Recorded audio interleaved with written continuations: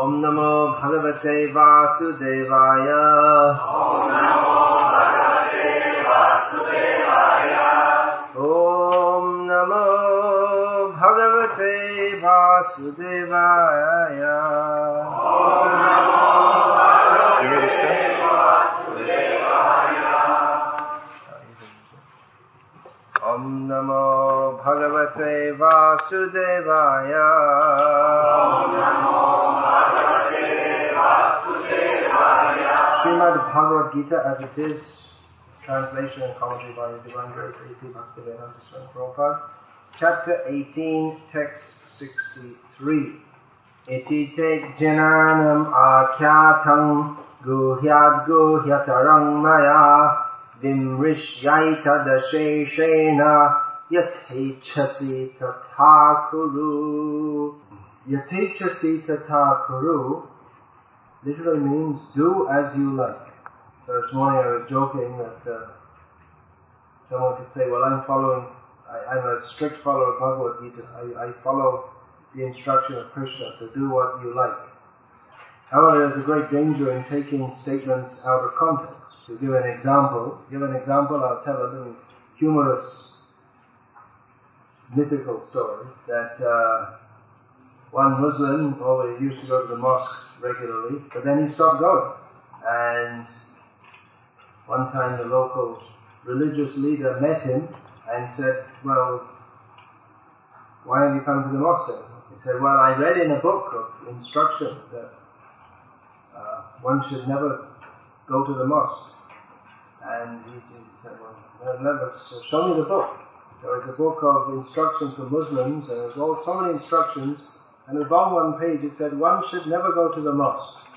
So then the religious leader turned over the page and it said, without first washing one's hands and legs. So Krishna does say here that do as you wish, do as you like. But he states it within the context of the whole Bhagavad Gita.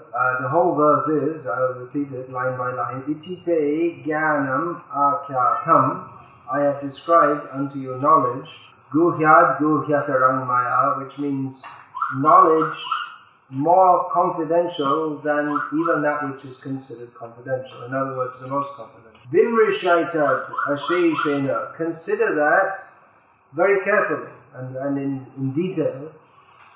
And then yatechasi tathaparu, according to your wish, act.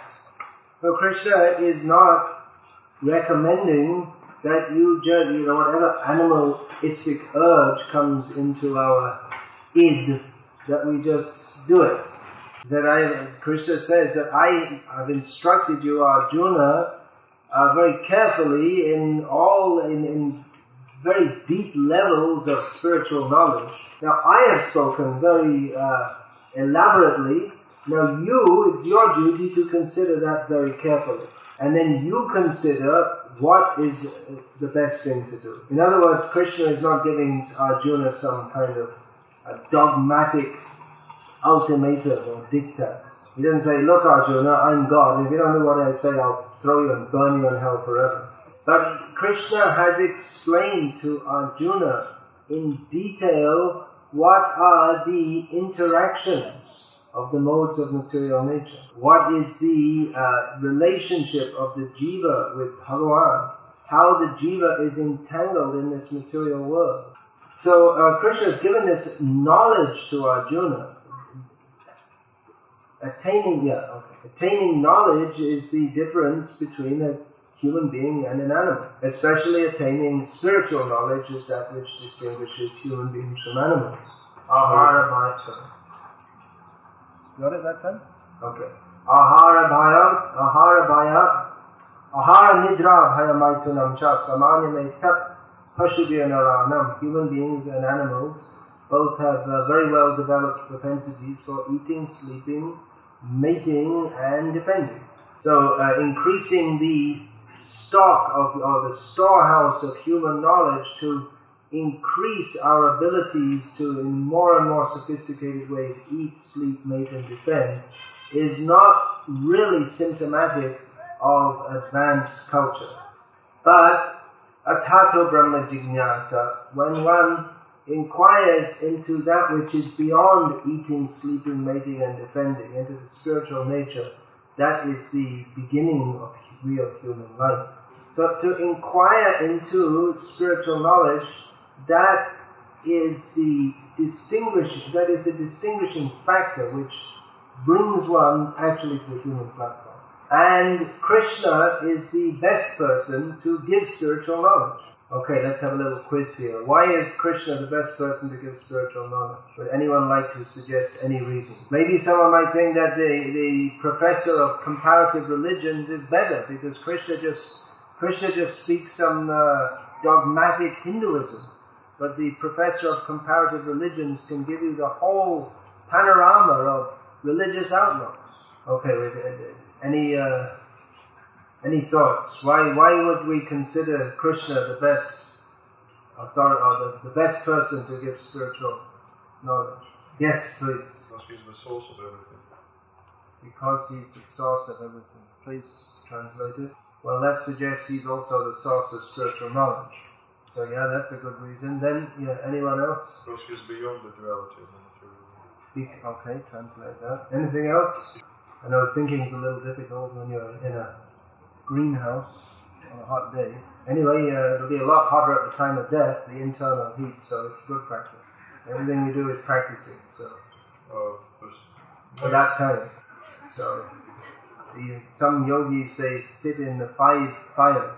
They surround themselves with 4 fires and sit in the hot sun. So we're not recommending you do that. But if anyone has any more suggestions why Krishna is the best person to hear spiritual knowledge from, we'll accept that. I got one hand on the far left and one hand on the far right. So let's go to the extreme right wing first.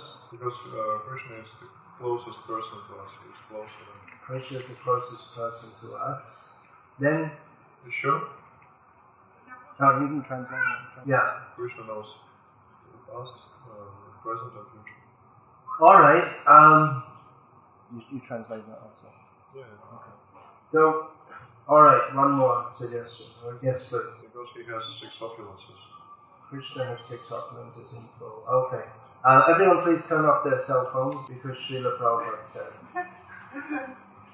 Okay, well, I would say that Krishna is the best person to receive spiritual knowledge from, or to describe spiritual knowledge, because he himself is the object of all spiritual knowledge.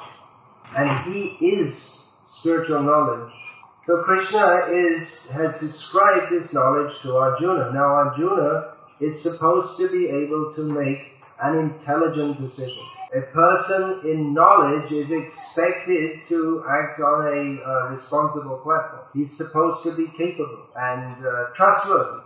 It's just like you see, if there's some accident and someone gets injured and there's just some passers by and someone may say, well, what shall we do? And they say, well, do whatever you like, kick the victim in the head or do whatever you like.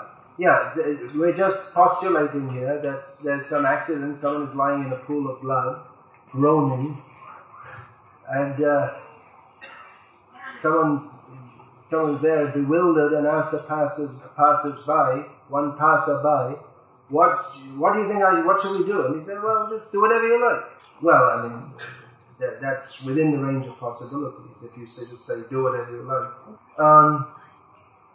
So that's not a very, it's not a very good reply. I mean, there should be something specific that you should be able to do to help someone who's in difficulty. But if there happens to be a doctor there, then everyone else who's not qualified should leave the doctor to do as he likes because he knows what to do. If the doctor says, go get me some ice, I have to apply it to this. You don't ask him, well, what do you want the ice for? I don't think you should have ice. I think you should bring. Why don't you put, there's someone working with a gas burner, why don't you put that on the wound instead of ice? You don't question him because you trust that he has knowledge and he knows what is the best thing to do. So by asking this question, Krishna is not telling Arjuna to become a hippie, if you know what a hippie is. It means, or a just a free thinker, or just do it, whatever, anything's okay. He's not saying that. By saying this, Krishna is telling Arjuna that I have given you this knowledge, and now it's up to you to apply that intelligently. Krishna is not speaking some theoretical philosophy. It's meant for practical application. The philosophy spoken by Krishna can be practically applied by any intelligent and enlightened human being in any circumstance. So when Krishna tells Arjuna, you do as you like, that means that Krishna expects Arjuna to have understood this philosophy and to be able to apply it practically. That just as Arjuna had trust in Krishna, that you are the right person to instruct me, Krishna trusted Arjuna to be a sincere disciple. That Arjuna, he wasn't asking Krishna whimsically, that Arjuna was very serious to understand his existential position and how to act in a way for the benefit not only of himself but for everybody else concerned. So this knowledge of Bhagavad Gita is the basis on which every enlightened human being should live his life. The decision that Arjuna had to make would seriously affect his own life and that of everybody else on the battlefield and many other, actually the whole world. So we're not as significant people as Arjuna, but everything we do affects not only ourselves but others who we are in contact with. So we have to act in a way that will be beneficial for ourselves and for others. Therefore, it is required that we act in knowledge. I remember many years ago, it was about before I joined the movement, they brought out one Back to Godhead. I saw when I joined. On the back cover, there was a picture of a young man. There was a face-to-face photo facing a baby. I can't remember exactly the wording, but it was quite, provocative. Provocative in a sense? Well, provocative in the sense of, if I tell you what comes next, then you'll understand. It was made to prod people into thinking that your child is going to ask you, what is the purpose of life? Will you be able to answer? Now, I don't know if children nowadays ask what is the purpose of life much, because from about the age of 3, they're given computer games to play with. But otherwise, it's a natural propensity in every human being that from a very young age, when they see the stars at night and the wind blowing and the rain falling, and they from a very young age, it's a normal thing that children, they ask about everything. Where is the wind coming from? Why is it dark at night? What are the stars? They start asking profound questions. And actually in Bhagavad Gita, Lord Krishna succinctly gives answers to all questions of import. So it's actually the duty of every human being to imbibe this knowledge and to be able to pass this on to others. In modern society, people are directionless. They have no fixed direction in life, which is another reason. We were discussing this morning how there's so many people in modern society are mentally disturbed. And one reason is, there may be many reasons for that, but one reason is that people, they don't know what they're doing in life. Their direction in, someone just sent me an email of something very common among middle-aged people in the Western world who are successful in life. They have jobs that pay a lot of money, but they get to middle age and they wonder, what the hell am I doing? Every day I'm signing this paper and pressing something in the computer. What's going on? I've got money, I've got a boat, I've got a house in the country, I've got tons of money, but I've got prestige, but what the hell am I doing with my life? It's a common syndrome. It's called, so common I can't remember the name. Middle-age syndrome. Middle-age syndrome, something like that. Yeah. Middle-age crisis. Middle-age crisis. Midlife crisis. That's it. Midlife crisis.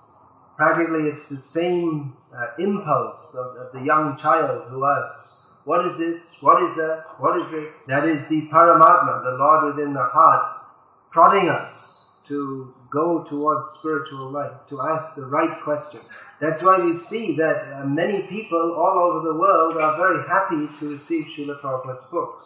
One might think that in this totally materialistic age that we live in, that nobody would be in the slightest bit interested in Srila Prabhupada's books.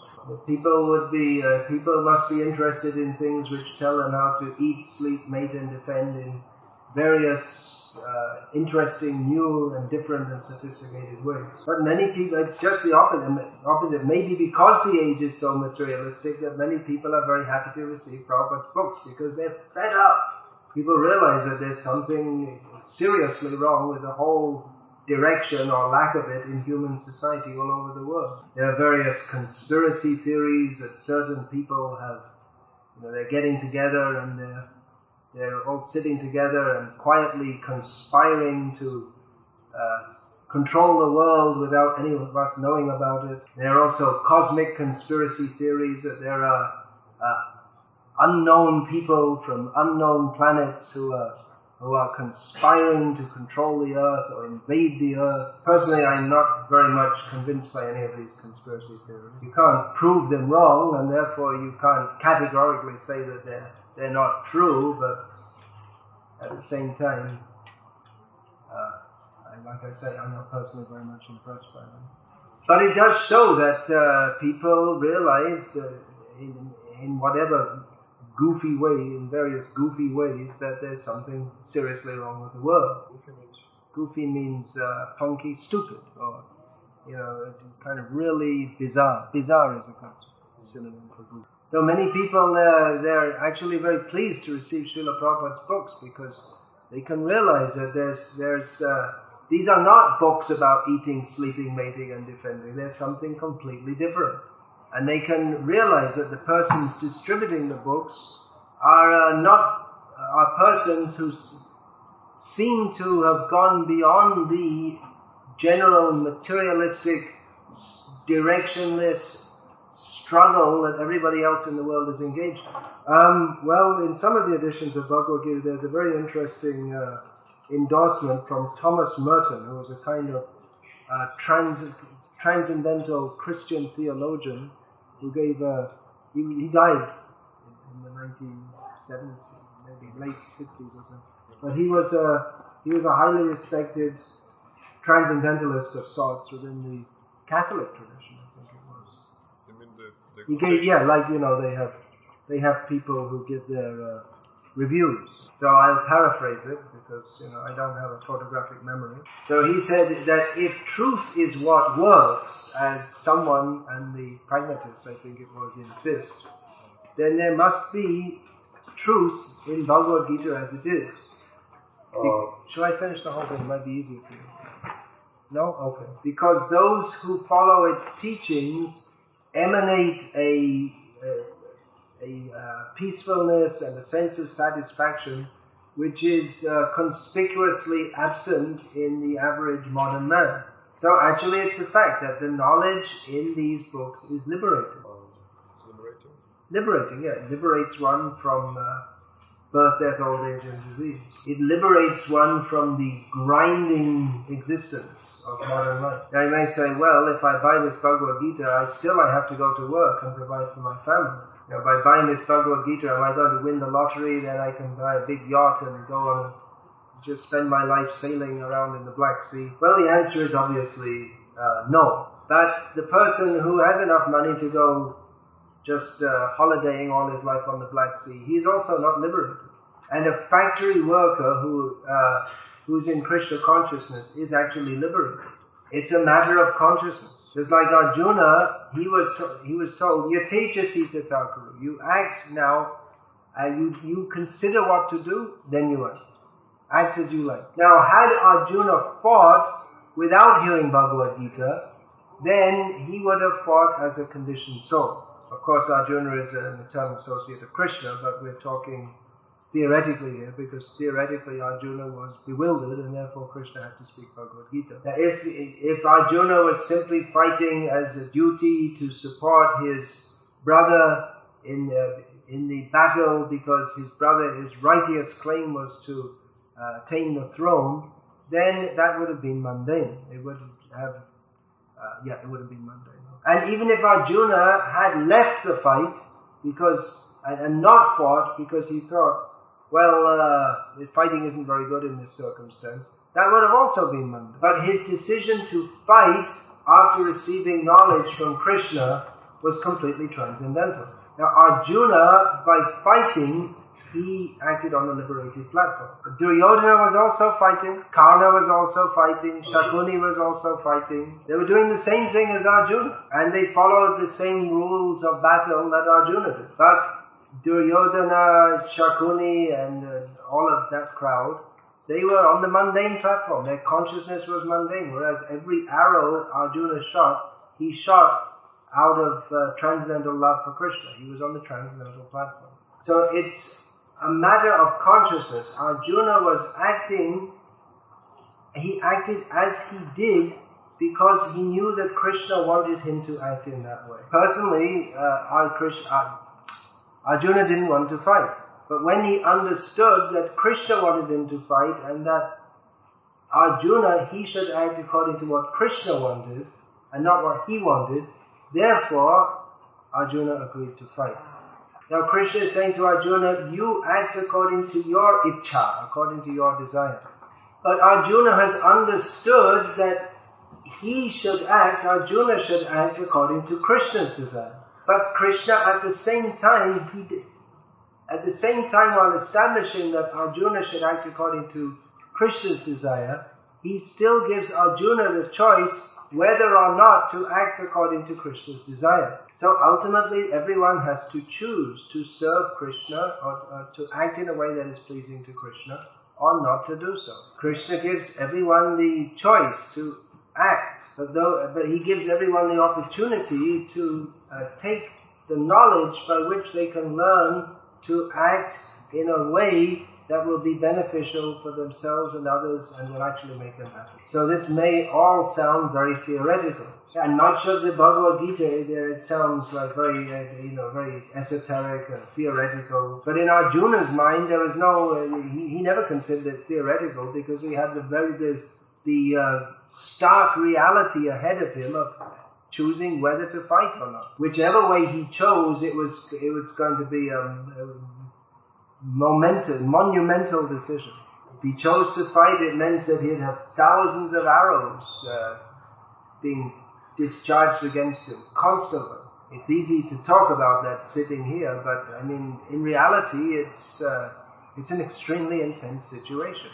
Where the alternative was for him to not fight, and then he would have had thousands of insults piled on him constantly for being a coward, for neglecting his duty. So it was either way. There was a very intense situation for Arjuna, and it's actually true for every one of us. We can choose to act in a way which will very soon bring us into a situation where we are living in intense bliss, in permanent association with Krishna. On the other hand, if we don't do what Krishna says, then we have to enter the intense situation of punarapi jananam, punarapi maranam, punarapi janani jathare shayanam. It's no joke. Do you know that? It means again and again getting born, again and again dying, again and again entering a mother's womb. This is the reality of material life. Material life is pretty rough. And then the summer comes, and everything's very nice, and everything seems very nice, and we may forget how miserable material life is due to the maya of a summer's day. So life is intense. We all have to choose. We have to choose to go to the situation of intense bliss in service of Krishna, or to go on with the intense suffering of material life. Hare Krishna. Well, it's really tough when everyone's in a sleepy mood. Has anyone ever been in India in the summer? In Vrindavan area, for instance? I mean, it's a lot hotter than here. It's, you might think it's so hot you'll just go to sleep, but it's too hot even to sleep. Even at night you can't sleep because it's too hot. So there's a very nice festival, the Jal Vihar they have for the deity, I was in Nathdwara once, which is extremely hot, the place of Srinathji. So Jal Vihar means water pastime. So there's a whole big room, about maybe a little smaller than this tent, and they have this small deity there, not the whole big Nathji, but the smaller deity. And there's rose water being sprayed everywhere, all over the deity, all over everyone, so everyone who goes in becomes completely wet immediately. So it's very pleasant when outside it's extremely hot.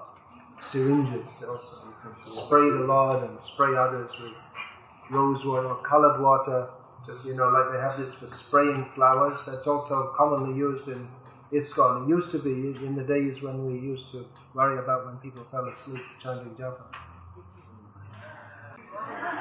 We used to have these sprays that you spray someone. So I was just thinking we needed a few sprays here to wake everyone up. Hare Krishna! Alright, you had a question from the morning class?